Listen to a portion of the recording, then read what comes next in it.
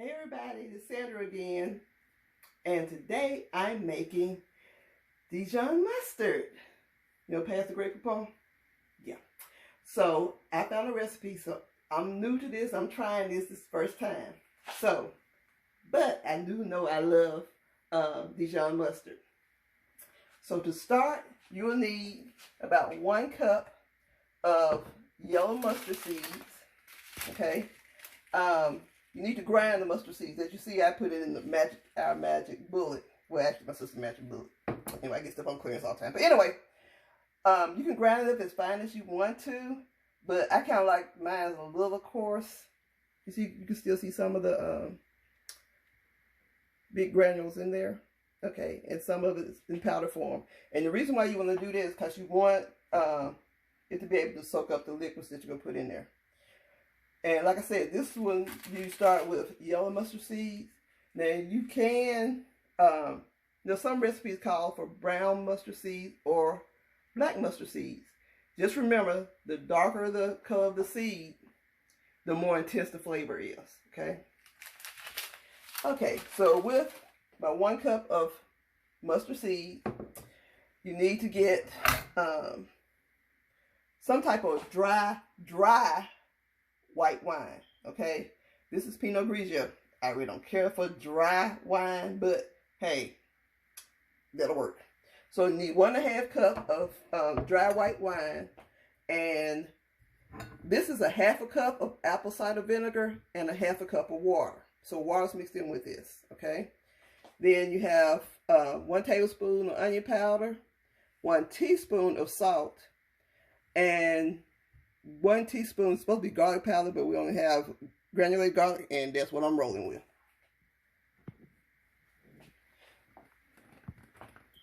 And this recipe is so easy. On all my mustard.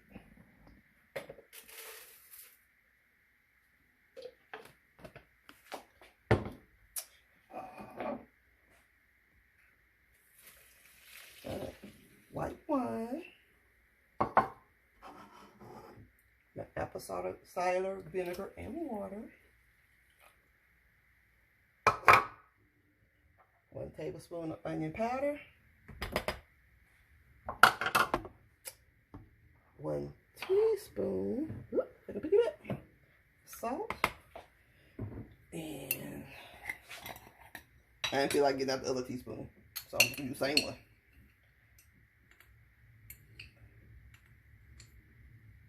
And it's my garlic.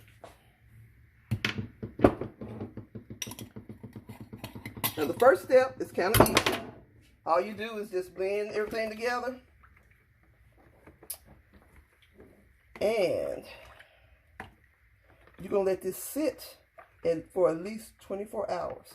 And the reason why you want it to sit for 24 hours is because you want the mustard seeds to absorb the liquid. Okay? Would that not have worked better with a whisk? Well, probably would have. It don't matter. Like I said, it's gonna sit for, like I said, at least 24 hours. Now, most recipes say do not let it sit any longer than 48 hours. So it's 24 to 48 hours. Now, I don't know what happens after that. You know, it might be something you might not want to try, but and it smells very vinegary. Yeah, that's a word. And that's it for right now.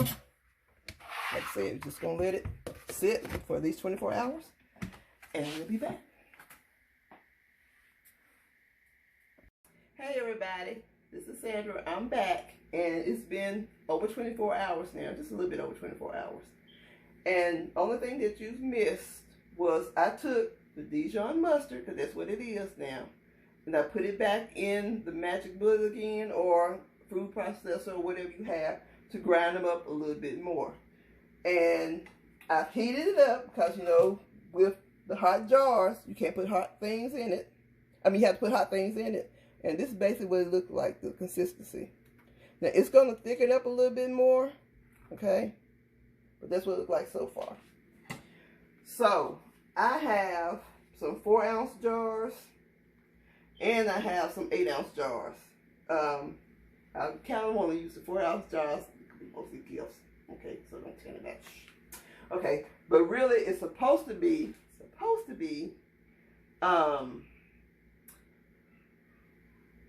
7 8-ounce jars. That's what it's supposed to make.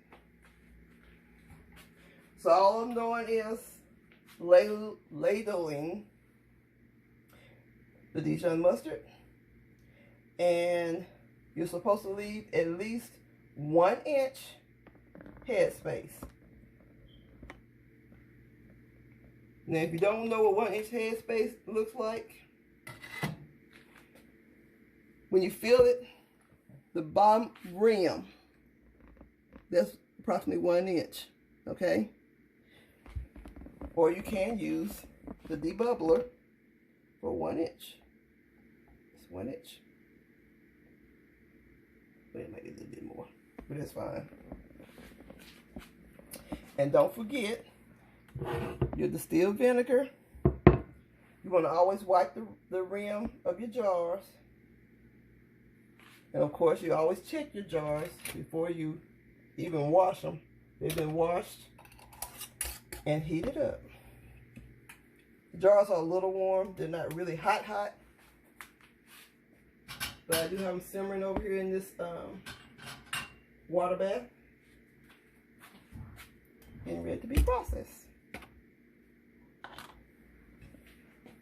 Easy peasy. And I did discover, when you put this mustard on here to heat up, pay attention to it, because I was kind of doing something else and it started bubbling over.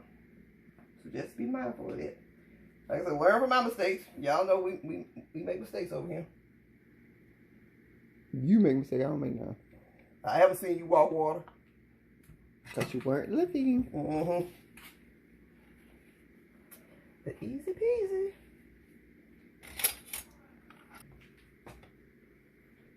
And also keep in mind that the longer the mustard sits, even though it's going to be inside the jar, inside of a sterilized jar,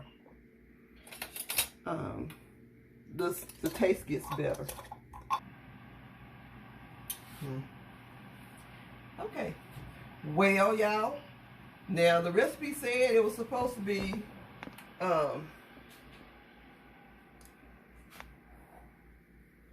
I believe it was 6 jelly jars. But this is 1 jelly jar right here. So that's 1, 2, 3, 4. So be mindful. I didn't get a complete 6.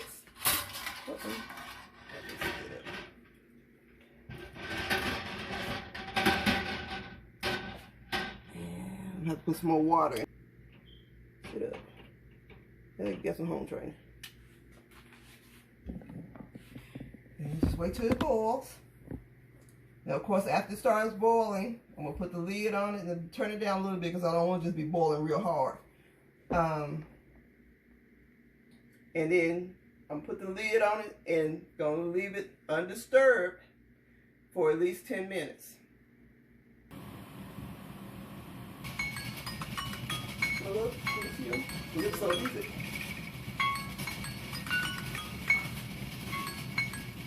You want to get down with the bad stuff. Okay, so it's been 10 minutes and I'm turning off the heat. And move the top.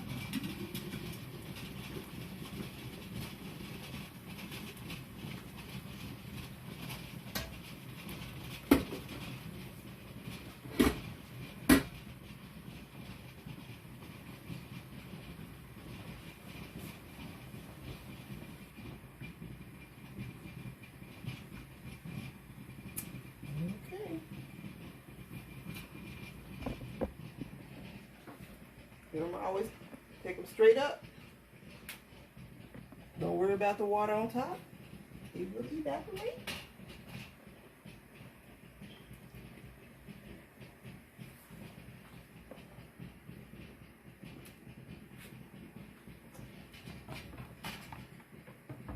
And you want to have at least 1 inch space between the jars to allow circulation.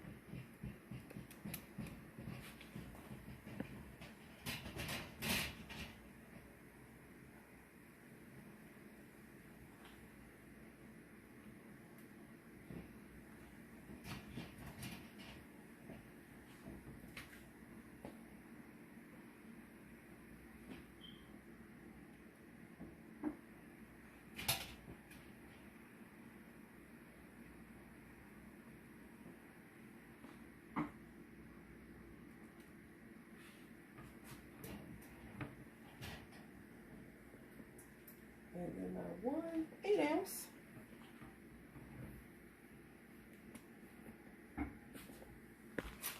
And that's pretty much it. You hear them already sealing. That pop noise is meaning that you're getting good adhesion. Once again, do not touch these jars for a good 24 hours.